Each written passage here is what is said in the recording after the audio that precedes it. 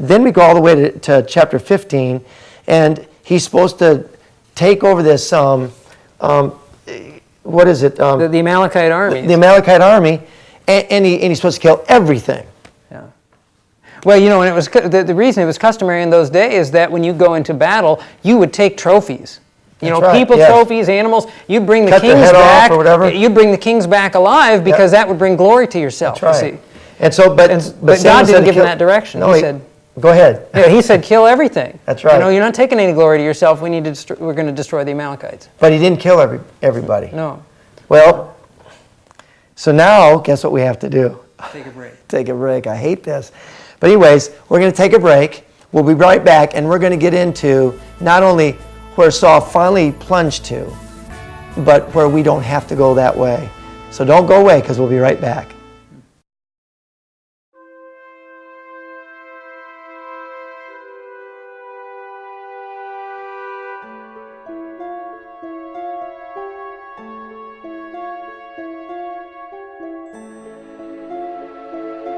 For centuries, mankind has engaged in warfare. Conflicts between people and nations have been played out on the battlefield. Men and women have fought with valor on behalf of king and country. Some would say that victories are achieved by utilizing the best strategies and tactics. Others might argue that superior weapons are crucial to winning any battle. The end result is the same. One side is the victor, the other becomes the victim. However waged, the art of war has been developed and refined for one purpose: to defeat the enemy.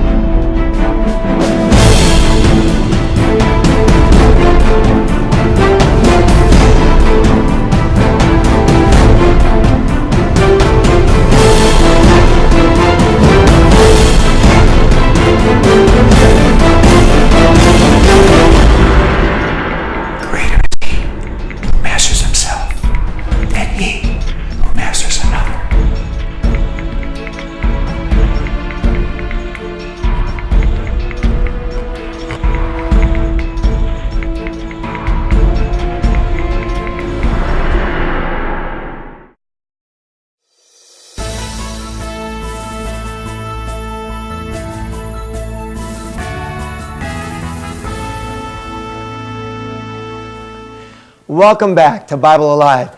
We want to get right into it again, Pastor. Okay, now we left off where Samuel tells Saul, you must kill everyone, even the animals.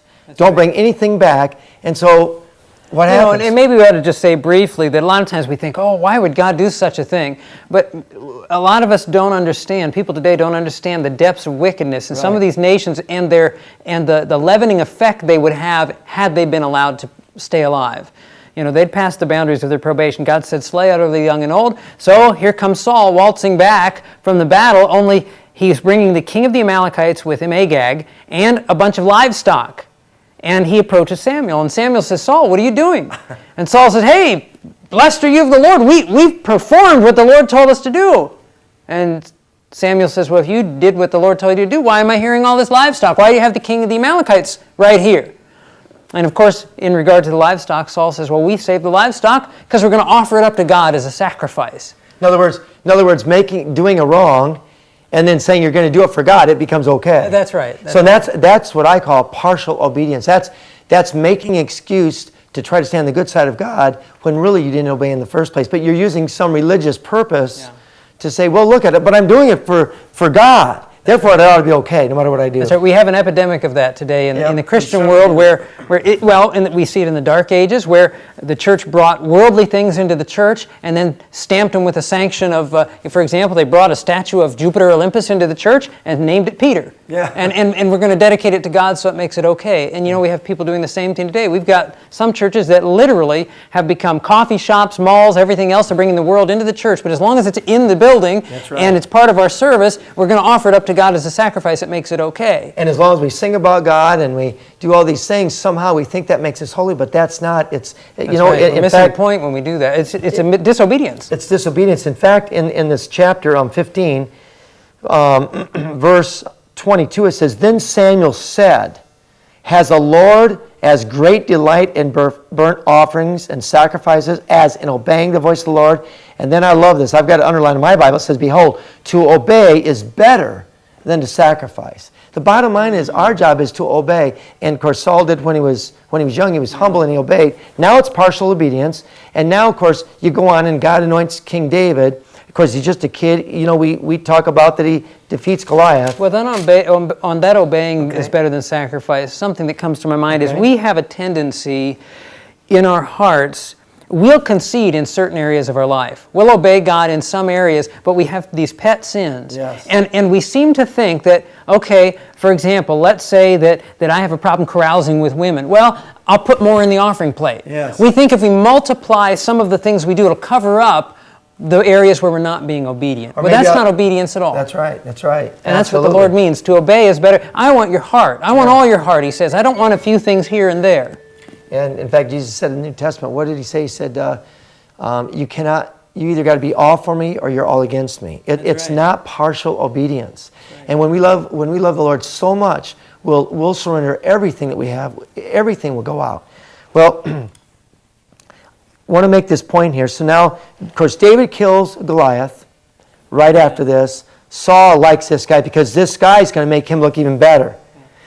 And then, but you remember during that time, Saul was on the battle. He was on the lines 40 days. He never went out and took the giant. Yeah. Initially, I don't think that got to him. But what you're going to say is, well, yeah, later on, it did. Well, and that's a point that I think it needs to be made to the audience because it's so practical. And that is that Saul was fighting the battles for the Lord. They were winning battles. Israel was winning battles. He was certainly busy about the Lord's work. Busy about the Lord's work and winning, thinking that, I'm the king of Israel. I'm the spiritual leader in a way. Samuel was the prophet, but I am the king of Israel.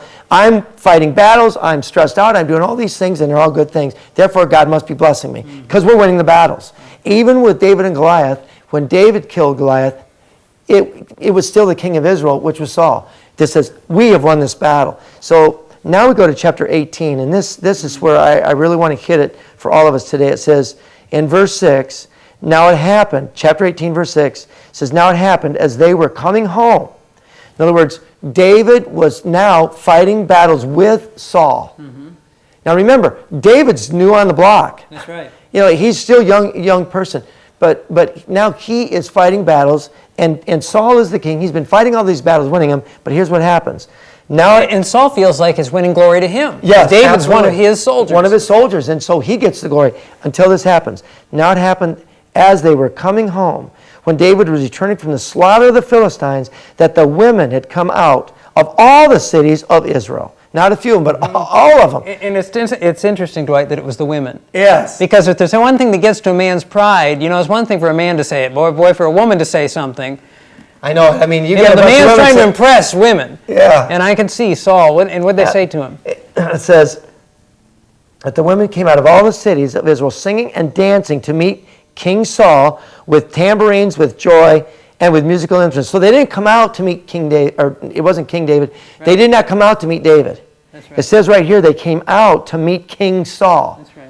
But here's what they said. It says, so the women sang as they danced and said, Saul has slain his thousands, but David has tens of thousands. Mm-hmm. Now David's just a young upstart. Yeah. And he hasn't been fighting all these battles, but already he has slain his tens of thousands and Saul has thousands. And then it says, then Saul was very angry, and the saying displeased him. It says, they have ascribed to David tens of thousands, and to me they have only ascribed thousands. Mm-hmm. Now what more can they have but my kingdom? Now he's jealous. He's full of pride. He's got jealous. And then it says, so from that day, it says, Saul eyed David, or the direct translation is, it says, so Saul viewed with suspicion David from that day forward. And the kicker is this. What made Saul, from a humble man that was afraid, even though he was head and shoulders above everybody else, he was a humble servant of the Lord, to get him to that position? That's my question for the people. What can take you and I from finding Jesus Christ And then later on, if we're not careful, you know how many televangelists and how many pastors, and I know some that have fallen away from the Lord, and they've been very successful.